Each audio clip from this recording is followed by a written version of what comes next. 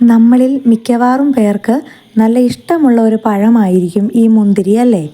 നമ്മുടെ കണ്ണുകൾക്കും ചർമ്മത്തിനും ഒരേപോലെ നല്ലതായ കൊളസ്ട്രോൾ കുറയ്ക്കാൻ സഹായിക്കുന്ന ഒരു സൂപ്പർ ഫ്രൂട്ടാണ് മുന്തിരി. എന്നാൽ നമ്മൾ കഴിക്കുന്ന ഈ മുന്തിരി എത്രത്തോളം സുരക്ഷിതമാണ്? ഇതിൻ്റെ മുകളിൽ കാണുന്ന ആ വെളുത്ത പാടയില്ലേ, അത് വെറും പൊടിയല്ല, അത് മാരകമായ കീടനാശിനികളാണ്. നമ്മുടെ ജീവൻ വരെ അപകടത്തിലാക്കാൻ അതിന് കഴിയും. ഈ വിഷം നമുക്ക് വെറും 5 മിനിറ്റ് കൊണ്ട് വീട്ടിലുള്ള സാധനങ്ങൾ ഉപയോഗിച്ചുകൊണ്ട് തന്നെ മാറ്റാനായിട്ട് പറ്റും. അതെങ്ങനെയാണെന്നാണ് ഇന്നത്തെ വീഡിയോയിലൂടെ നമ്മൾ നോക്കാൻ പോകുന്നത്. വീഡിയോ മുഴുവനായി കാണുക, സബ്സ്ക്രൈബ് ചെയ്യാൻ മറക്കല്ലേ. ഇന്നത്തെ കാലത്ത് നമ്മൾ മലയാളികളെ മാത്രമല്ല, ഭക്ഷണം കഴിക്കുന്ന ഏതൊരാളെയും അലട്ടുന്ന പ്രശ്നമാണ് ഭക്ഷണത്തിലുണ്ടാകുന്ന രാസവള പ്രയോഗങ്ങളും മറ്റുമൊക്കെ. ഇതേപോലെ രാസവളങ്ങളും മറ്റും കൂടുതലായി ഉപയോഗിക്കുന്നതും പഴങ്ങളിലും പച്ചക്കറികളിലുമൊക്കെയാണ്.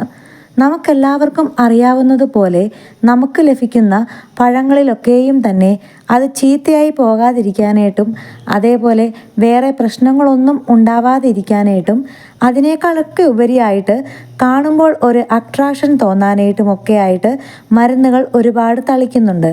ഇങ്ങനെയുള്ള പല പല വാർത്തകളും നമ്മൾ അറിഞ്ഞിട്ടുമുണ്ട്. എന്തുകൊണ്ടാണ് മുന്തിരിയിൽ ഇത്രയും കൂടുതൽ വിഷാംശമുണ്ടാകുന്നത്? മറ്റുള്ള പഴങ്ങളെപ്പോലെയല്ല മുന്തിരിയുടെ തൊലി വളരെ നേർത്തതാണ്. അത് നമുക്ക് തൊലി കളയാനും പറ്റൂലല്ലോ.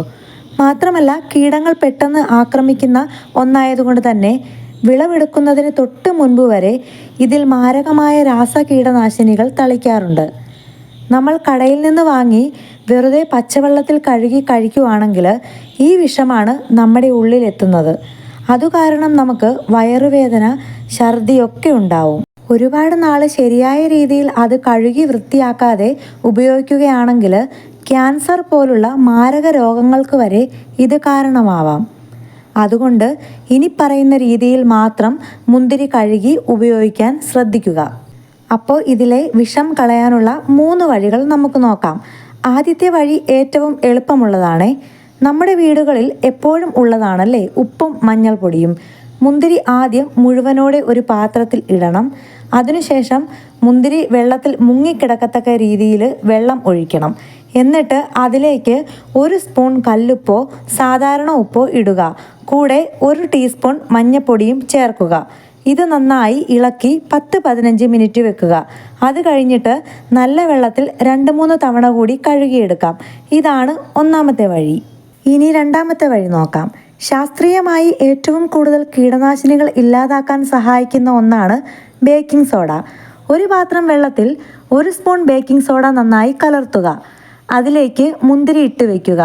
10 മിനിറ്റിന് ശേഷം കൈകൊണ്ട് ചെറുതായി തിരുമ്മി സാധാരണ വെള്ളത്തിൽ കഴുകുക. ആ വെളുത്ത പാടയൊക്കെ മാറി മുന്തിരി തിളങ്ങുന്നത് അന്നേരം നമുക്ക് കാണാനായിട്ട് പറ്റും. ഇനി മറ്റൊരു വഴിയാണ് വിനാഗിരി ഉപയോഗിച്ചുള്ള കഴുകൽ. ഒരു വലിയ പാത്രം വെള്ളത്തിലേക്ക് 1/4 കപ്പ് വിനാഗിരി ഒഴിക്കുക.